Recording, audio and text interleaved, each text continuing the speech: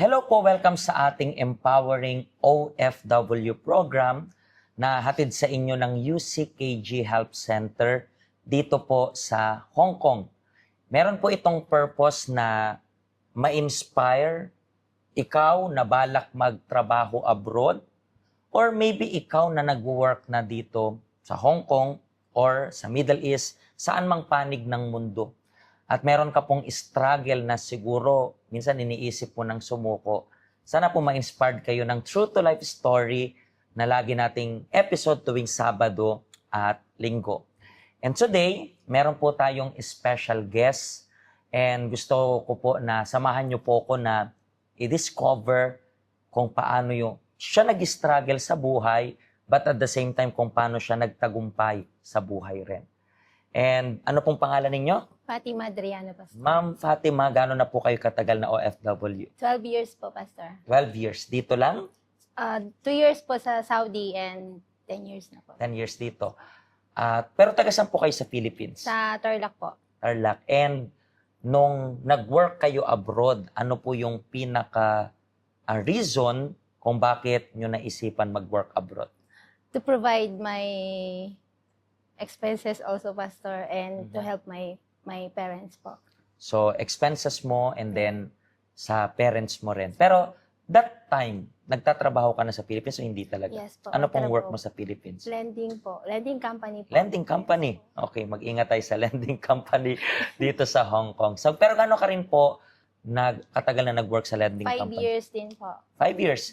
Pero hindi po ba sapat yung kinikita doon? Hindi rin po. Kasi marami pong mga deduction din po kasi. Sa benefits din naman po para sa amin. Pero yun lang, hindi po ka talaga magkakasya. Kasi si nanay is nagsusupport po ng medicine po talaga. Hindi po siya kasya. Yun. Pero paano nag-pop up sa'yo? Paano ka nagkaroon ng idea na mag-abroad? Sinong nag-introduce sa iyo ng pag-work abroad? Kapatid ko po kasi is nasa abroad din po. Kaya lang sa akin, wala kasing expenses na pang finance sa pag-abroad. Kaya sa Saudi ako nag-apply kasi ano po dun madali lang po maka-apply po. So, una mo ring pag-abroad di Saudi talaga? Yes po. And tumagal ka po doon ng gano'ng katagal? 2 years lang as passport. 2 years. Yes Tapos, po. after ng Saudi is? Dito na po. Dito na sa Yes Hong Kong.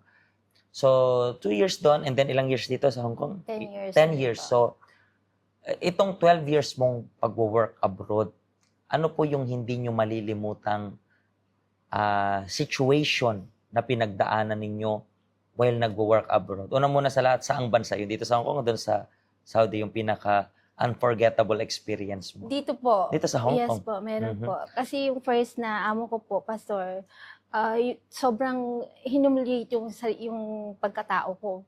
Hindi ko po alam kung anong dahilan kung bakit niya ako laging nagagalit every day. So almost 2 years na pagtatrabaho ko sa kanya, walang araw na hindi maayos yung... Pero tinapos mo pa rin yung contract Yes po, mo. So, kasi- within 2 years, pero Yes po. anong sinasabi niya sa'yo na pamamahiya? Parang, Yung hindi daw po ako maayos, pero ang inaantay ko lang po noon nung sinasabihan ako noon, is pababain na lang po ako. Kasi yun yung naisip ko. Ayoko na ako yung magsusuko. okay, wait Yun lang. po. Disclaimer lang po. Yes po. Na kapag sinabing pababain, kapag may pag-uusap kami dito, Ay. ang ibig sabihin po nun ay i-terminate. Okay? Yes. Di ko rin yan alam dati, pero now I know, now you know. Ngayon, all of us, we know it. Okay? Yes po. Pag pababain is i-terminate, di ba? Yes po. So, ina-expect mo nang pababain ka, Yes i-terminate ka kasi para kung hindi ka naman masaya, bakit mo pa ako ikikip dito? Pero hindi Yes. ka niya terminate. Hindi po. And within 2 years na pinapahiya ka niya, nag-offer siya ng renewal ng contract o hindi na rin? Inantay lang din po niya ako. Nag-offer po siya, pero ako na po yung hindi na. So nag-offer pa rin siya? Yes po. Ano yun? Parang within, di ba sabi mo nga, lagi siyang nagko-complain. Pero sa final months na nagtatrabaho ka sa kanya, still nagko-complain pa rin siya o hindi naman? Parehas lang, walang bababaw sa Walang araw-araw. pagbabago. Yes po. Pero may ano pa siya, merong sabi natin lakas na offeran ka yes. ng renewal. Yes po. And then yung tumanggi ka, anong sabi? nagdahilan ka pa po ba ng tumanggi ka or hindi na? Nagsabi po kasi Ano sabi mo? sabi ko, kasi yun po araw-araw po siyang Mhm. nagagalit. So sabi ko, diniretsa ko rin po talaga. Naging open din po ako sa kanya. Sabi ko, ma'am, baka sa akin ka po mamamatay. Sa everyday na galit mo sa akin. Atakin ka sa puso, Yes. ako pa Ako po makulong yung na. dahilan. Mhm. So, pwede sigurong ipasa na lang natin. So, Pero ano naging reaction niya yung sinabi mo yun? parang doon lang po siya, doon ko nakita na parang talagang gusto niya ako. Pero yun nga, hindi ko na po Mhm. yun. No, kasi to be honest, siyempre hindi natin linalahat. Yes. Pero alam naman natin dito sa Hong Kong, minsan may mga amo dito na minsan hindi ganun kaganda yung trato. Hindi dahil masama sila. Yes po. Pero minsan naka-experience kasi sila ng hindi maayos na helper rin. Na nabalitaan ko dito na may mga iba na ninakawan pa ng helper nila. So, ano nangyari? Siyempre, human nature na if you want to protect yourself, sometimes kailangan mong manakit. Yes.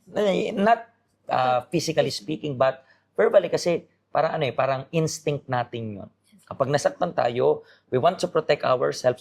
Pero minsan, trying to protect ourselves, without knowing it, we are trying to hurt someone rin. So, yun yung human nature. So, hindi mo yan makakalimutan. And nung tapos na yung kontrata mo, naghanap ka ng panibagong Yes amo. po. And Correct. ito na yun. Yes. Ngayon. So, nakadalawang amo ka pa lang dito. Yes po. So, itong amo mo asok na ilang years ka na? 8 years. 8 years. Wow. So, 8 years. parang,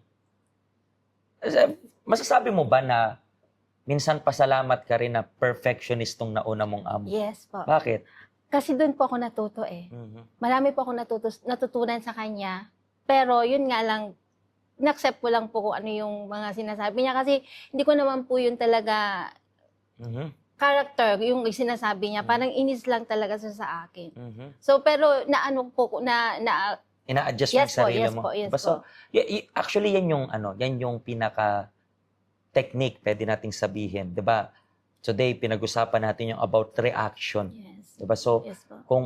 kung ang reaction mo is ano ba to, puro na lang siya inis, parang perfectionist, pwede kang magreklamo, pero pwede mong i-adjust yung sarili mo na maging perfectionist rin. Para yung next na, syempre, di ka na magre-renew dyan, di ba? Pero yung next na amo mo, anong mangyayari? Perfect ka na. Mas madali na Di ba? lang Mas po. madali kasi nag-undergone ka na ng pressure.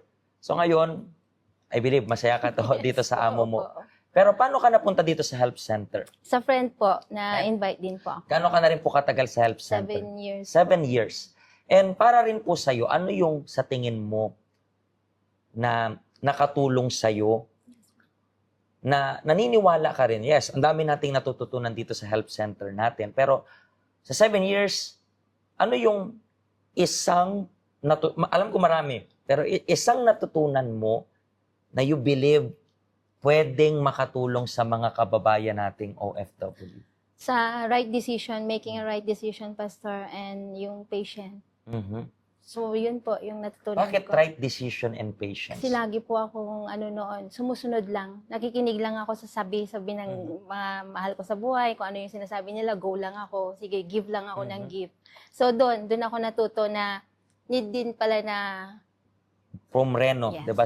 So, nag-limit din po. mhm. So patience. Bakit patience naman? Kasi wala po talaga akong patient before. Talagang sumasabog ka, 'di ba? Yes, din po. Mhm. Po. So, bakit mahalaga yung patience sa mga OFW sa tingin mo? Kasi kailangan po nating magkaroon ng patient. Gawa nga po ng yung pabigla-bigla. Hindi po natin alam yung alam po natin na masama talaga yung pabigla-bigla dahil yung magiging outcome po nun. Tayo rin. Mhm. Tayo Tayo rin po. yung Yes mahirapan. po, So, yes po. dahil may patience, parang, oh, wait lang, kalma lang Yes. muna, pasensya muna, and then, saka muna, and then Ever- afterward, take ng right decision. Yes. So, yun po yung payo sa inyo, mga kababayan natin. Siguro po,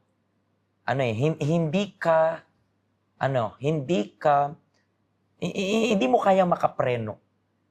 Minsan parang ura-urada ka lang. May mga decision po tayo na kailangan natin agaran na umaksyon. Pero may mga desisyon na kaya pong makapag-antay. At like kong sinasabi, kapag may mga taong tinutulak kang magdesisyong agad-agad, may mali na po doon. Remember this, kung gusto nyo po ng tamang desisyon, kailangan nyo po ng tamang proseso yan sa isip mo. Kailangan nyo ng patience. Kailangan nyong kumalma kasi kapag mataas yung emotional level natin, mababa yung intellectual level natin. Yun po ay proven ng science. That's the reason why ano nangyayari kapag may mga operation, mga surgery, hindi pwedeng kapamilya mo yung ooperahan mo. Bakit? Kasi nga, yung emotional level mas mataas kaysa sa intellectual level. So, kung gusto nyo po ng right decision, kailangan nyo ng patience para mas mataas yung intellectual level, mas mababa yung emotional level. Kunin nyo po yan bilang lesson para sa inyo. Maraming salamat po sa pag-share nyo ng story and hopefully, itong mga kababayan natin, magkaroon sila ng patience para hindi agad-agad yung pagde-decide. Umupo muna, kumalma, para maging tama yung decision na makakabago ng future nila. Diba? Mga kaibigan, sa next episode po natin, gusto ko pong samahan nyo po again ako para tumuklas ng iba pang story ng kababayan nating OFW dito sa Hong Kong. Pagpalain po kayo ng Diyos.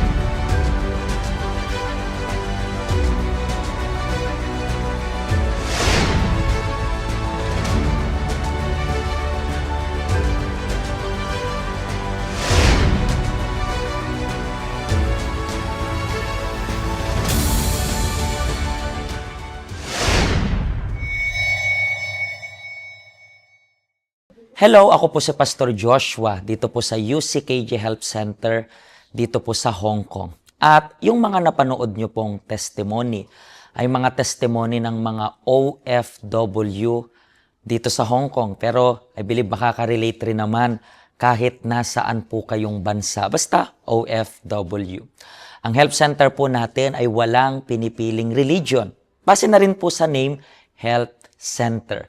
Kung kailangan nyo po ng karagdagang information, nandito lang po sa baba lahat ng information na kailangan ninyo. Kontakin nyo lang po kami at magiging masaya po kami na matulungan ka, ma-assist ka, nasaan man po kayong bansa. Pagpalain po kayo ng Diyos.